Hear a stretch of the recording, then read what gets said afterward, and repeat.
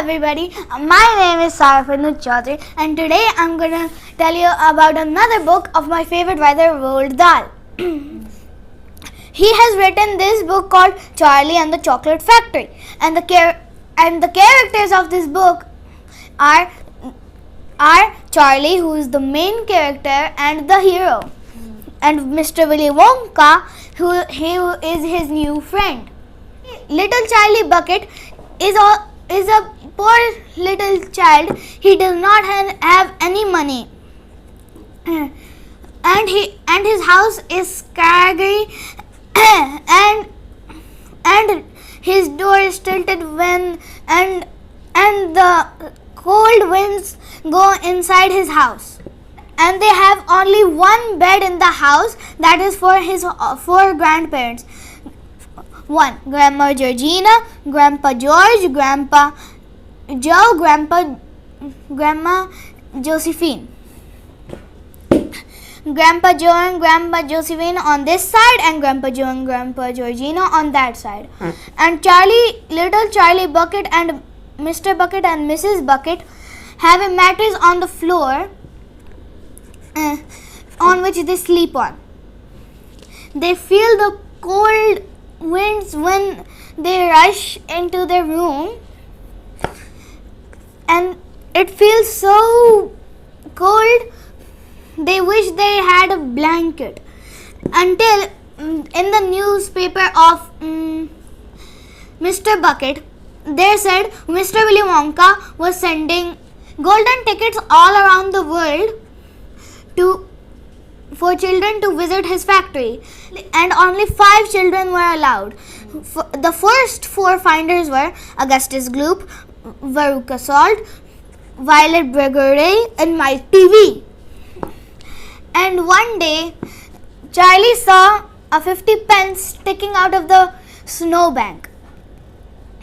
And when he picked it up, he went to a shop, and when he bought 2 Wonka bars. One, it didn't contain the golden ticket, but in the second one, it contained the most precious document, the golden ticket. Charlie was so happy, he rushed home, but people were stopping him and saying, "I'll give you $500 for that ticket and a new bicycle." And then a woman said, "No way, I would give him 2 bicycles and $25. But the shopkeeper was a very kind-hearted man. He said, "Leave the kid alone." And then he turned to Charlie. He said, "Go run home as fast as you can and don't let anybody touch that document. You understand?" Charlie nodded and he rushed fast as he could. And when he entered his house, he said, Mother, look, I have found the last ticket. I found money on the snowbank and I got 2 chocolate bars, and the second one contained the golden ticket." Grandpa Joe and all his grandparents was drinking soup, and when they heard all of this, they dropped their spoons and they were frozen as fish sticks. Then their mother said, "Charlie, please do not pull my leg." But then he said, "No, I'm not joking, Mother." Then Grandpa Joe said, "Give it to me. I'll like to see it." Then when Grandpa Joe sees it, it almost touches his nose. Then slowly a grin comes on his face, and he says, "Yippee!" He jumps up into the air, and all his hot soup falls on Grandma Josephine's face. And when Mr. Bucket came, he said, "What in the world is going on?" Because he saw Grandpa Joe dancing on the floor with his pajamas on, night suit. And when he asked what was going on, Grandpa Joe said, "Charlie, show him the golden ticket. Show it," he said while dancing. Charlie took the precious document and handed it over to Grandpa Joe, Mr. Bucket. And when Mr. Bucket saw it, he was very impressed, and when he saw when it was, he was shocked. It was tomorrow, on February 1. Then everybody said, "Go get a bath, get that, and I beg you take that mud off your pants. Go comb your hair, go do that, go do this." Then after Charlie did all of them, and when the big day arrives, he sees many kids. He meets the characters I just told you, like Veruca Salt, Augustus Gloop, Violet Bergude, and Mike TV. Veruca Salt is spoiled. Violet Bergude is a gum chewer, record breaker. Mike TV is a TV addict, and Augustus Gloop is greedy. And Charlie is the hero of this whole story. Actually, the whole story only revolves around him. And when they enter the factory, the first room, Willy Wonka takes them to the chocolate room. If you were in that story, you would be so amazed when you see that room. It's like a field of heavens, with a chocolate river running through meadows, and everything was made of candy. The bridge over the hills, the river of chocolate, the grass was made of green candy, and there are buttercups growing on the chocolate trees. And there are mysterious workers the people had been seeing from the windows, but when they went inside, they knew what they were. And when he goes inside, he goes nearer. It is a human no longer than his knee, an Oompa Loompa. The Oompa Loompa, these Oompa Loompas were saved by Mr. Willy Wonka from Loompa Land. But Veruca Salt's mother says, "Mr. Willy Wonka, there's no such place like that." But Mr. Wonka tries to cut her off, but she says, "I'm Mr. Willy Wonka. I am a teacher of geography and I know everything about the world." Then Mr. Willy Wonka says, "Then you should know about it." Then they go on. They pass many rooms which are really good. And when they come in, but Augustus Gloop falls into the chocolate river. Because he is so greedy, he saw that chocolate river and he started putting his hand, and Mr. Willy Wonka said, "Please do not do that, Augustus. It is disgusting." And Mrs. Augustus comes in. She says, "Augustus, stop that right now. Come here." But in taking no notice of those screams, he only took notice about his grumbling stomach. He said, "I need a bucket to drink this properly." But instead of stopping and finding a bucket, he kept on doing that and went around the consequence. He fell into the chocolate river and was sucked up by a pipe. Glass pipe. It was so thin and he was a big fat ball. And when he went halfway up, he got stuck in the pipe. Mrs. Augustus says, "Get down here," but it was too late. Augustus Gloop already went up. Mr. Willy Wonka said to the Oompa Loompas, he said that take Mrs. and Mr. Augustus Gloop to the fudge room. Then when they left, Mr. Willy Wonka said, "There's no time to lose, we have to go on." And when they go on, the next child got a consequence. There, Veruca Salt really wanted a squirrel because she saw little trained squirrels shelling walnuts. And Charlie Bucket asked slowly, "Why don't you put Oompa Loompas instead of squirrels?" But Mr. Willy Wonka said, "Because squirrels take the whole nut out and Oompa Loompas just break it into half."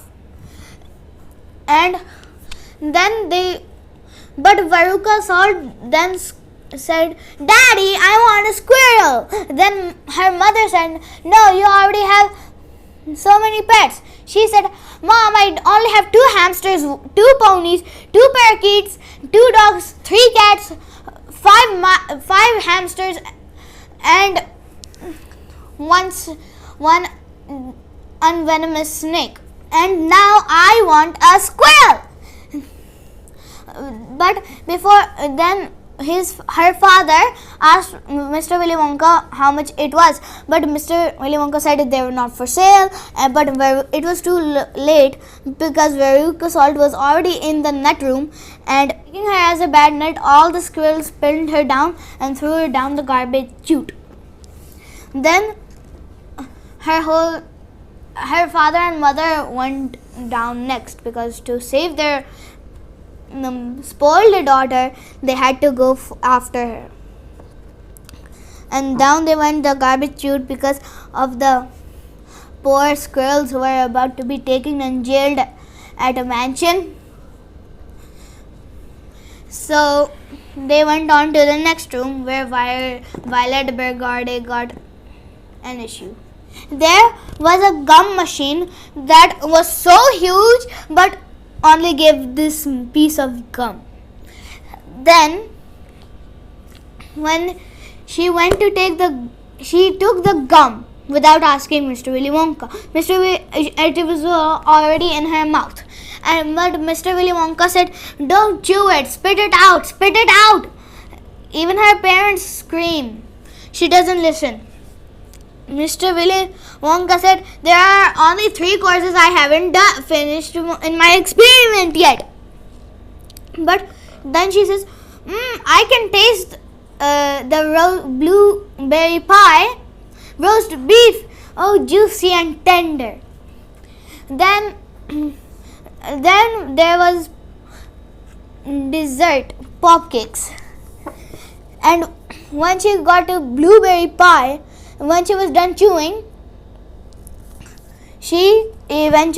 her nose started turning blue. Then she became fully blue and as big as a blueberry. And the Oompa Loompas came and rolled her to the juicing room, and her mother and father volunteered to push her because she was so huge she was not even able to go through the door. Then here we come on Mike TV. When they went to the next room, it was too high to go. So then they took the lift. Then Mr. Willy Wonka said, "Why don't you choose the button?" Charlie said, "I don't know." Then my TV pressed the button. It said television room. And when they went to the television room, Mr. Willy Wonka, I don't know how he made that. Good thing it's imaginary. That you could send chocolate bars through some experimental machine to send it into a TV. They teleporting this big chocolate, and when it comes in that TV, it becomes this much. Then when Mr. Willy Wonka says, "Grab it," then Mike says, "How can I grab it? It's a TV." Then Mr. Willy Wonka says, "Charlie, why don't you take it?" When Charlie aimed his hand at the TV, suddenly the TV glistened and his hand went inside the TV. He grabbed the chocolate bar and took it out. And Mr. Willy said, "Why, eat it." Then when Charlie took a bite, he said, "This is the most delicious thing I've ever eaten in my life." Then Mike TV pitched up and he said, "Can you send like other things through TV? Like humans?" Then Mr. Willy Wonka said, "I don't know, maybe harmful consequences." Yes, maybe. Then when he heard the word maybe, he went straight to the teleporting place and got teleported by TV. And when he was in the TV, from this big to this small, he had shrunk smaller than an ant. The mother grabbed him and said, "I am throwing that TV out of the house just as we get home." Then he said, "Now I want to watch TV. I want to watch TV. I want to watch TV." Then to stop, Mr. TV said, "Give him to me." He takes Mike, puts him in his pocket and puts a handkerchief to stop the squeals. And then the Oompa Loompas took them to the rolling room. Then when they said, "Let's see how many," when Mr. Willy Wonka said, let's go, and now let's see how many children are left." Then Grandpa Joe said, "But Mr. Willy Wonka, there's only Charlie left." Then Wonka turned slightly, and then slowly a grin came on his face. He took Charlie's hand and waved it as hard as he could. His hand almost came off. And he said, "Congratulations, Charlie. I am very proud of you. I am indeed." And then Charlie was confused, and when Mr. Willy Wonka told him what it was, he said, "Charlie, I am getting old, so I am giving the chocolate factory to you." Then Mr. Willy Wonka, Grandpa Joe and Charlie go and bring the whole family, and now they live peacefully in the chocolate factory forever. And Charlie also did a favor for Mr. Willy Wonka by the glass elevator. He went with Mr. Willy Wonka, and when they reached in front of his father's house, which he didn't see for many years because Mr. Willy wasn't allowed to eat chocolate when he was a kid his whole life because his father was a dentist. And then after many years, his father meets him. Not just the ending of Charlie and the Chocolate Factory, because there's also part 2, Charlie and the Glass Elevator. So bye till then. Bye.